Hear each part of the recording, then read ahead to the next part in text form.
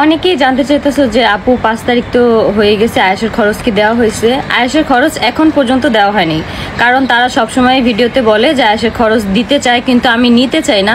এখনো কেন তাহলে খরচটা দেওয়া হলো না? আমার কথা কি, দিলে এক হিসাব আর না দিলে হচ্ছে অন্য হিসাব।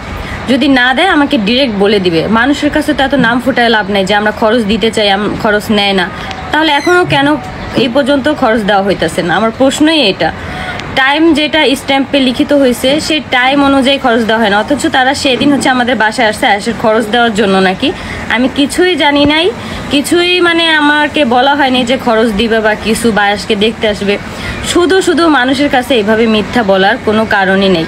খরচ দিলেও আমাকে বলে দিতে হবে যে দিব, খরচ না দিলেও বলে দেওয়া উচিত। মানুষের কাছে এত বড়লোকি ভাব দেখায় তো কোনো লাভ নেই। কেন মানুষের কাছে এত বড়লোকি ভাব কেন দেখাইতে হবে যে খরচ দিতে চাই, খরচ নিতে চায় না? খরচ না দিলে বলে দিবে যে আমরা নিজেরাই ভাত খেতে ভাত পাই না, আমরা খরচ দিতে পারবো না। কারণ হচ্ছে আমাদের সব কিছু সেল করে আমরা এক এক জায়গায় ঘুরতে যাই, এক একটা করি, সেখানে আয়েশের খরচ কিভাবে দিব সেটা আমাকে বলে দিলেই হয়।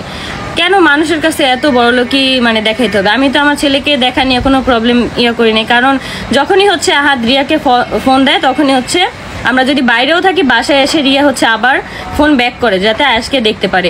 সেইখানে এত বড় বড় মিথ্যা কথা বলার কোনো প্রশ্নই আসে না। আর খরচ না দিলে ডিরেক্ট মানা করে দিলেই হয়। এইভাবে মানুষের কাছে মানে নাম ছড়ায় তো কোনো লাভ নেই।